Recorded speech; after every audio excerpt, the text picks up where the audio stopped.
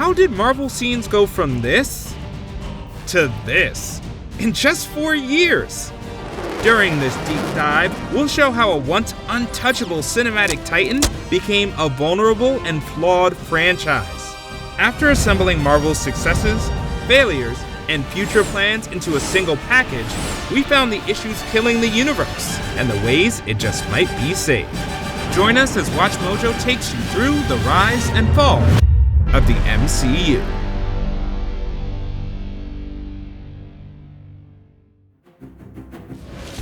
If you missed our part 1, then you can either time slip over to the first video to catch up, or stay in the present for an Ant-Man sized summary of what we covered. Take it away, Luis. Keep it simple. No doubt.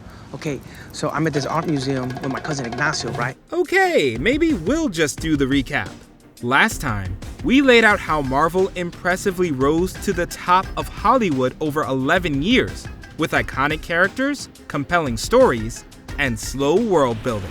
Their meteoric rise was followed by a noticeable fall in quality from Phase 4 onwards. Surprised you didn't puke? It's not my first weird trip, kid. So, this is New York and the multiverse. We identified that the key issues holding the MCU back were... Hey, what do you think you're doing? An overabundance of content, overcrowded stories, bad CGI, and prioritizing setup instead of its characters. And to close, we threw out bleak stats about their current state.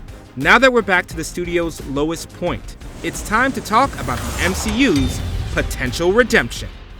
It's objectively true that by the end of 2023, this shared universe was in the worst place it's ever been. But they're not necessarily out for the count. Between 2021 and 23, 6 of their movies more than doubled their budget. Spider-Man No Way Home was even the highest grossing movie in the world in 2021. I love you guys. Thank you. And while their critical reception has taken a hit, the universe only had to deal with a few rotten apples overall. But if the MCU wants to be Kang of the Castle once more, King in the castle. there's 3 things they need to do right away. Sorry, you mean Peter. we're all called Peter. That's right. This time around, we're giving Kevin Feige homework. The KEVIN is processing this new data. What is the ending you propose? For their first assignment, they need to free up their release schedule by letting go of their current path, killing projects if they have to. Let the past die. The studio took a step in the right direction by having Deadpool 3 be their only 2024 theatrical release. I know, right? However, Marvel plans to feature 4 films in 2025. And outside of theaters, there's over 10 brand new shows in various stages of development. The best way for them to avoid burnout is to make a few hard cuts ASAP to get it down to 3 movies and 3 shows maximum a year. But that begs the question. How do you choose who lives and who dies? Choosing what projects leads us to assignment number 2 for the studio. Prioritize the characters you already have. As much as we'd love to see Dr. Doom fight a group of new mutants, we think it's much more important to renew the audience's faith in its best characters before the next big crossover event. All the way from San Francisco, USA, it's Passport! To that end, we think we'd survive without shows like Marvel Zombies, the untitled Nova series, and even the promising Wonder Man, for now. The studio should instead divert those resources to developing shows around promising all-stars they've already introduced. As an example/direct pitch to Kevin Feige, the studio should make getting a Young Avengers show out their top priority. You showed me that being a hero isn't just for people who can fly or shoot lasers out of their hands, it's for anyone. Not only did Kamala Khan steal nearly every scene she was in during the Marvels, but she personally went to Kate Bishop to start a team at the end of the movie. The timing is perfect for them to gather the other Young Avengers hanging around the MCU. We'd love to pull in characters like the Maximoff twins, Ironheart, and Kid Loki. We'll accept Scar too, if he gets a decent haircut. I gave Joe a haircut. It's bad. But no matter what the roster is, the show shouldn't be used to set up the Multiverse Saga. It should simply let us spend time with these young heroes in self-contained adventures as they learn how to harness their great powers. And to avoid the young Avengers looking like senior citizen Avengers, the studio should get this rolling as soon as humanly possible. But while Marvel is making a guaranteed smash hit like this with their mainstays, what happens to the new blood? The answer lies in what might be the most ambitious suggestion in the history of film. We propose that for the last assignment, Marvel is only allowed to bring in new heroes once a year. Sure you're ready for that, Mr. Whitman? And just to be clear, we mean that this goes for movies and TV. We propose that 99% of Marvel's yearly content builds upon heroes we already know. This would leave them with just one chance and just one screen a year to debut brand new protagonists.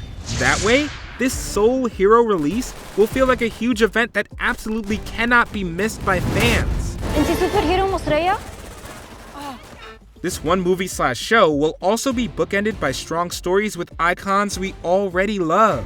If this sounds like the studio will be too constricted, consider this. We never said they couldn't use villains. Who's been messing up everything? It's been Agatha all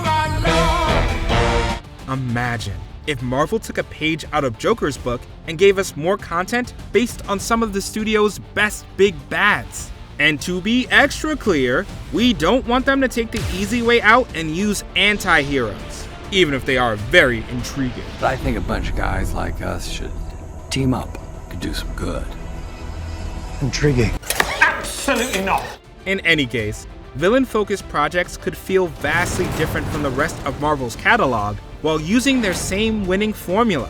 Incorporating big bad tales would also address the long-time complaint that the studio doesn't always develop its antagonist. I will kill you all for what you have done to my kind. I don't even know who you are. And it allows a nice loophole to the rule we just established about bringing in new heroes. So what does it look like if this assignment is combined with the other two major suggestions we made? We'll cover that in a section we're calling, What If WatchMojo Was in Charge of the MCU? Currently, their 2025 is set to feature 4 movies: Captain America 4, Thunderbolts, Blade, and Fantastic Four. While their TV schedule is unknown, it's likely Disney Plus would feature their in-development Vision Quest series, a Wonder Man show, and Daredevil Born Again. Right, I'm gonna sneak in through the side and take out the goons in the back. Take me 15 seconds to take out each one, so you just wait here until I've gotten all 10.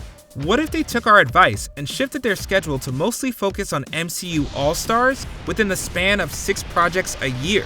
It could look something like this. 2025 begins by following up on Paul Bettany's synthesoid in Vision Quest. I have not retained memories, but you do have the data. It is merely being kept from you.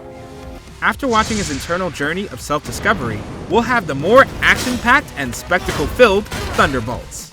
The mysterious Valentina Fontaine would lead a team-up movie that would feature fun scenes between fan faves like Yelena, Bucky, US Agent, and more. It would also allow a little more time for the studio to rework and rewrite Cap 4 after its lackluster test screenings. Couldn't have done that earlier. I hate you. After Bucky and friends appear in theaters, we'll tune in to Disney Plus for an out-of-this-world new series called Symbiote. In this show, the piece of venom that was left behind in No Way Home would latch on to various people around the world. Throughout the horror-themed anthology series, we'd see how people from a diverse group of locations deal with being given great power without learning responsibility first. Place your hands on your head! Which, hands? After delivering extraterrestrial scares and thrills, it would finally be time for Cap 4 to soar into the summer with a revamped and exciting blockbuster story. This big debut would be followed by a break to give the highly anticipated Fantastic Four a big fall opening.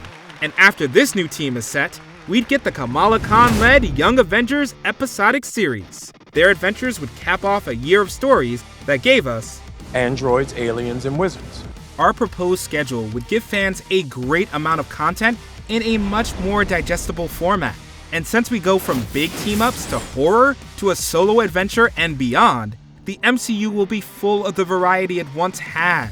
After a 2023 that featured 3 projects where an alien with a personal grudge against one specific hero causes a planetary crisis, fans could use new experiences. I like the sound of that. Good. Glad we got that all sorted out. Another question that our new schedule would raise is, how does this all build up to the next big bad? And that's the neat part. It won't. Throughout 2023, there was much debate over what would happen with MCU's plans for Kang due to Jonathan Majors' court appearances. Instead of hinging the future on one villain, they should work on establishing multiple big bads that can threaten everyone.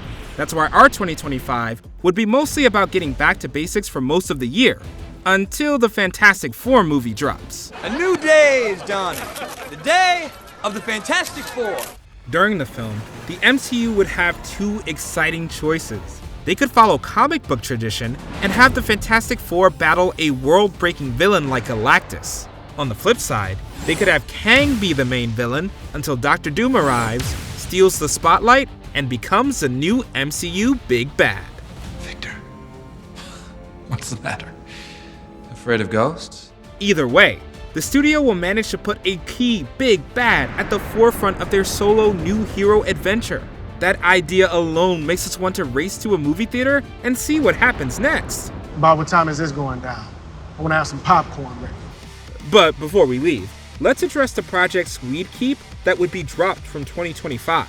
Although Blade and Daredevil Born Again would indeed be left off the slate, it might be the best thing for everyone involved. Both projects have faced serious behind-the-scenes struggles. According to reports, the original plans for Daredevil would have made audiences wait 4 episodes to see the hero suit up. I was angry. I'd change that if I could. Meanwhile, Blade has gone through so many writing and directing changes that we're not even sure Kevin Feige knows what it's about at this point. You have failed me. Stand. Giving these projects more time to cook would only make for more appetizing stories. Plus, having a 1-2 punch of Daredevil and Blade at the start of 2026 would make for a strong combo. Between our 2025 and early 2026 plans, we've pretty much created the most ambitious comic book studio schedule of all time. It was perfect. Perfect. Everything, down to the last minute details. Although it feels great to make reality be whatever we want, is Marvel making any short-term business moves that give us hope for the future? The answer is yes and no. We'll explain that in a final section we call Back to Reality. The best way to see how Marvel is changing in some ways and sticking to its guns in others is to look at how they shifted their approach to TV. As we've mentioned before, there's still a lot of shows that they're planning to release. And since they're known to drop sudden announcements like an animated Eyes of Wakanda series, there's no telling how many hours of TV Marvel will create. While the number of projects doesn't seem to be going down, there are signs that the quality might improve. So I'll give you what you want. Studio executives are going to address the homework issue by labeling certain shows under the Marvel Spotlight banner. These programs will be described as, quote, series focused more on character-driven stories and less about impacting the larger MCU narrative. You practice the darkest of magic. I know nothing of these crimes. I swear it. As you may have noticed, this solves 2 of the problems we had with 1 reality stone. Marvel is going to make it so that fans are more free to choose what they watch without feeling that they need to cram everything in. Although Echo is the first Spotlight project that the studio experiments with, Marvel has gotten quiet success with this format before. In 2022, Disney Plus released a self-contained Werewolf by Night special. Any hunting that I do is done by a part of me that is not me. And that's not the part you're with right now. This small story focused on a group of people hunting a monster and each other during a grim night. And for added fun, one of them could transform into an awesome fighter. The special was met with universal acclaim from fans and critics. It was also the top streaming movie for a week in October 2022. Yeah, that's not bad. And although the feature introduced a couple of kind monsters, you notably didn't see either of them rushing into battle alongside the Guardians in 2023. Werewolf by Night's focus on its heroes and its weird section of the MCU was promising. If the studio can keep its Marvel spotlight on, audiences might continue to applaud their new experiments. Does it work?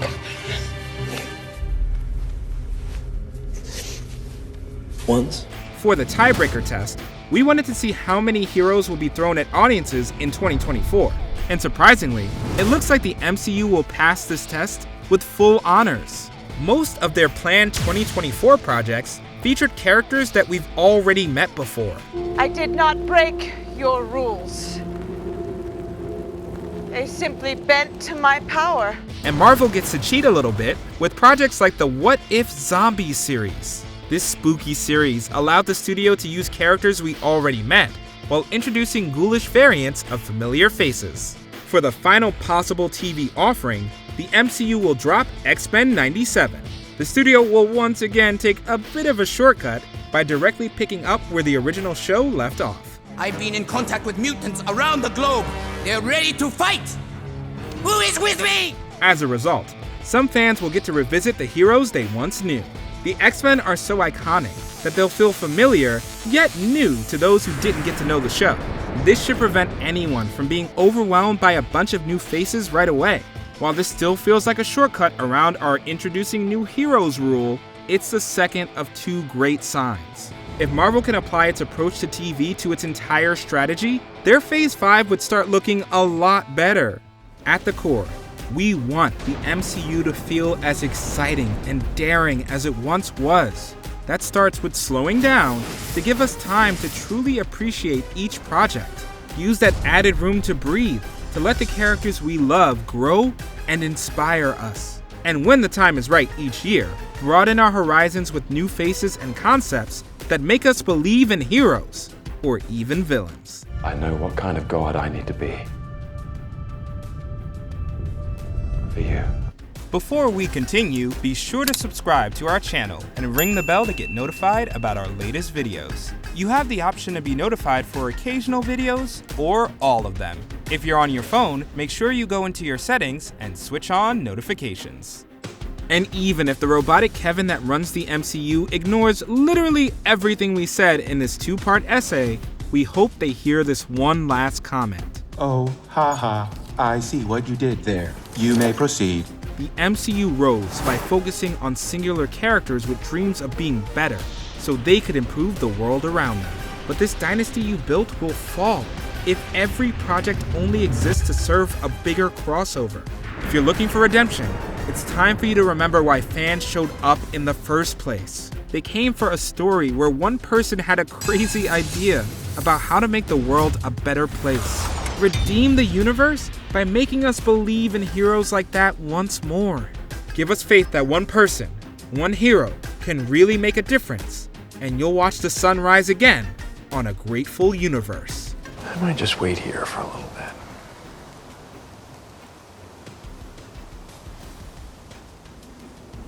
Let time pass. Which cinematic universe should we take a deep dive into next? Let us know in the comments below. What am I even tripping for? Everything's gonna work out exactly the way it's supposed to. Did you enjoy this video?